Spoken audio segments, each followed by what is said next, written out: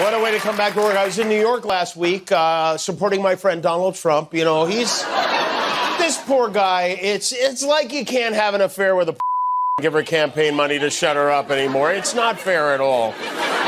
The criminal trial, the People versus Donald Julianne Trump, is about to come to a close. The prosecutors concluded their case today. Late-night host Jimmy Kimmel didn't hold back in his roast of former President Trump during his May 21, 2024 episode. After months of testimonies, hearings, and courtroom battles, Trump's trial is nearing its conclusion. Kimmel, known for his sharp wit, took the opportunity to deliver a series of cutting jabs at Trump and his defense team, showcasing his relief at the imminent end of the trial. A defense has ever been more well-rested than this one. Let her Rip Van Winkle fell asleep in court again today. In a report by a New York Times correspondent, it was revealed that Donald Trump once again nodded off during his hush money trial proceedings.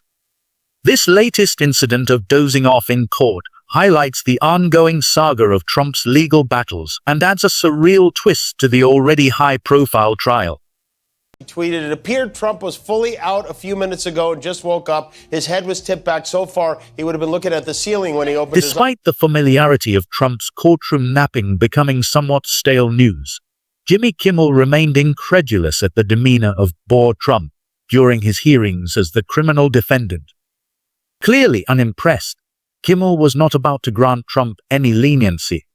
Let's delve into what Kimmel had to express on the matter. Is it possible that his gas is knocking him unconscious? I mean, how bored could you be at your own trial? During the May 20, 2024 hearing, notable events unfolded. Jimmy Kimmel highlighted an intriguing incident where Robert Costello, a member of Trump's defense team, was observed staring oddly at the presiding judge. This peculiar behavior led to the expulsion of all individuals from the courtroom. It's worth noting that Costello previously served in an advisory capacity for Michael Cohen, Trump's former lawyer. Kimmel pointed out the defense team's concerted efforts to discredit Cohen, portraying him as unreliable. Let's now explore Kimmel's perspective on this matter.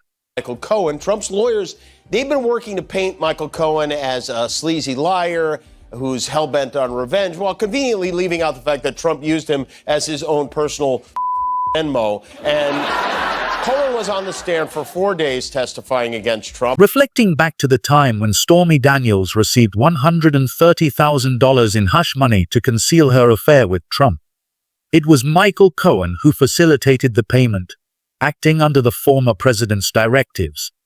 However, Trump's defense team appears to conveniently overlook this fact as they target Cohen for his testimony against Trump.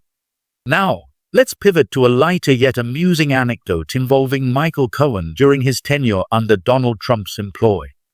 Notably, both Trump and Melania had wax figures crafted some time ago, and surprisingly, Cohen was tasked with ensuring their satisfactory completion.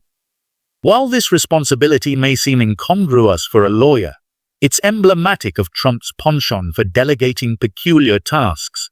Kimmel, never one to hold back, took aim at Trump and Melania for the lackluster quality of their wax figures, delivering a dose of humiliation in his characteristic style. He's testifying against Trump. Among his many revelations was that one of his duties for the family was consulting on Melania Trump's Madame Tussauds wax museum negotiation. You know, they build those. This is not a joke, by the way. He was in charge of making sure the sculptor got her dead-eyed scowl. Kimmel didn't pull punches as he proceeded to deliver a remark that likely struck a nerve with Trump on a global stage. I like that there's a wax figure of Melania. That means that every night there are two Melanias who won't sleep with Donald Trump. Kimmel continued his roast, extending his scrutiny to Trump's attendance at his son's high school graduation on May 17, 2024. Trump's announcement of his attendance on his social media platform, Truth Social, came after securing court permission and postponing his hearing. However, questions arose regarding Trump's motives for attending the ceremony.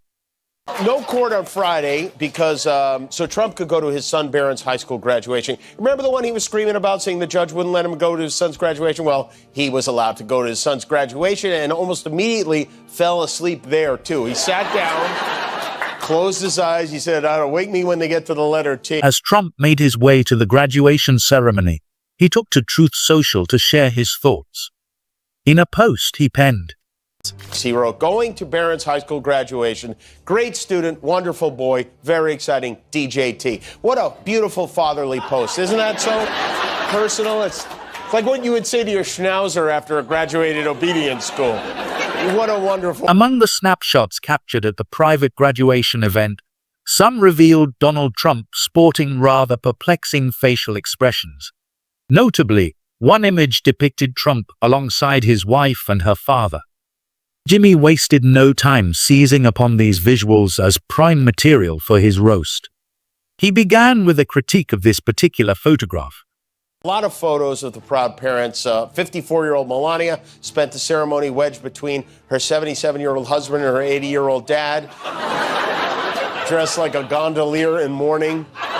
If you found that amusing, brace yourself for what Jimmy had in store next. Donald, you can see Donald himself had an absolute blast. He's same face he made when Eric was born. The crowd in Florida was actually quite delighted to see when Dad waved his little hand at his son. Furthermore, Kimmel surprisingly spared Barron from his comedic onslaught. Let Barron borrow one of his giant red fat guy ties to drape around his... Let Barron borrow one of his giant red fat guy ties to drape around his... Let Barron borrow one of his giant red fat guy ties to drape around his... Let Barron borrow one of his... Despite the excruciating humiliation of being roasted live on television, Kimmel showed no signs of letting up, relentlessly grilling Trump without mercy. I was thinking about this. Has ever taken a picture of any of his children? I mean, Ivanka, obviously, but any of the rest of his children? I'm trying to imagine it, and I can't. The sting of that jab must have been particularly sharp. After all, Trump's allies had previously exposed him for allegedly expressing attraction towards his own daughter, making it ripe material for comedic exploitation by someone like Jimmy Kimmel. But that wasn't the end of it. Despite Trump's well-known affinity for public speaking, he notably refrained from delivering a speech at his son Barron's graduation. This left Kimmel somewhat disappointed. Nevertheless, in a bid to keep the audience entertained, he took matters into his own hands, crafting his own rendition of what Trump's speech might have been like. Than Trump. And when it comes to wisdom, he has a lot to offer to these young graduates. But since he didn't, we took the liberty of cobbling together some of his more inspirational moments to make this speech for his son's graduating class. Let's hear it. Let me begin by saying to each member of the graduating class, congratulations. You can do things that stupid people can't do. As we pursue this bright future, we must hold accountable the nation which unleashed this plague onto the world, China. Indeed, while Kimmel's version may not have been the epitome of inspiration, the comedic saga didn't conclude there. You all see the future. The future is bleak. How are your eyes? Because they won't be good in 5 years. Hot dogs. Let's talk about hot dogs. I just had one, actually. You have a better chance of being struck by lightning than hitting a whale with your boat. The late, great Hannibal Lecter. He's a wonderful man. If you'd like to see a nice bird cemetery, walk under a windmill sometime. Before you find yourself rolling on the floor in fits of laughter, brace yourself for the spectacular climax yet to unfold. Never, ever call Chris Christie a fat pig, ever. I'm with you 100%. I wish you a lot of luck. Work hard, do the best you can, and remember what I said. No drugs, no alcohol. Have a good life. The American dream is dead. Jimmy's masterpiece compilation may just go down as one of the most unexpectedly motivational yet uproariously funny takes on Trump's words. Meanwhile, in another segment of his show, Kimmel dissected a speech Trump delivered in Minnesota on May 17, 2024. In a moment of unabashed self-praise, Trump lauded himself for the seemingly mundane act of paying his bills. What made this revelation even more astonishing was Trump's decision to boast about it, despite his prior complaint about a malfunctioning teleprompter. A guy who claims he doesn't use a teleprompter, he got pretty upset about his teleprompter. How about that? Before I got up, the teleprompter fell down. That's great. Great going, fellas, back there. Then they want to know why I didn't pay the bill. You know, I get a lot of... Jimmy highlighted the widespread astonishment at the rare instance of Trump and Biden reaching an agreement on the terms and dates for not one, but two debates. Scheduled for June and September, these debates seem to mark a departure from the usual chaos. However, true to form, Trump couldn't resist adding a few extra rules into the mix. Let's delve into Jimmy's take on these additional stipulations. He doesn't pay the bill. Except for the heating bill. When he doesn't pay that, he gets no heat at all. But who brags about stiffing workers on a stage at a campaign event? With the criminal trial edging towards its conclusion, the looming possibility of a guilty verdict and subsequent jail time for Trump wasn't lost on Kimmel. In true form, he couldn't resist making one final remark on the matter. I just want to debate this guy, but, you know, and I'm going to demand a drug test, too, by the way. I am. No, I really am. I don't want him coming in like the State of the Union. He was high as a kite. I just want to debate this guy, but, you know, and I'm going to... It won't be long before the judge delivers their ruling, determining the fate of Donald Trump once and for all. Speculation on his potential conviction remains premature, but many find relief in the prospect of a final decision after numerous court hearings. Will Trump make it to the debates in June and September, or will he find himself confined to the comforts of Rikers Island by then? Share your thoughts in the comments below. If you enjoyed this video, don't forget to subscribe and hit the bell icon for notifications on our upcoming content. Thanks for watching. All cylinders when he's on cocaine. What is this? What are they going to test him for? Sarsaparilla? I mean, really.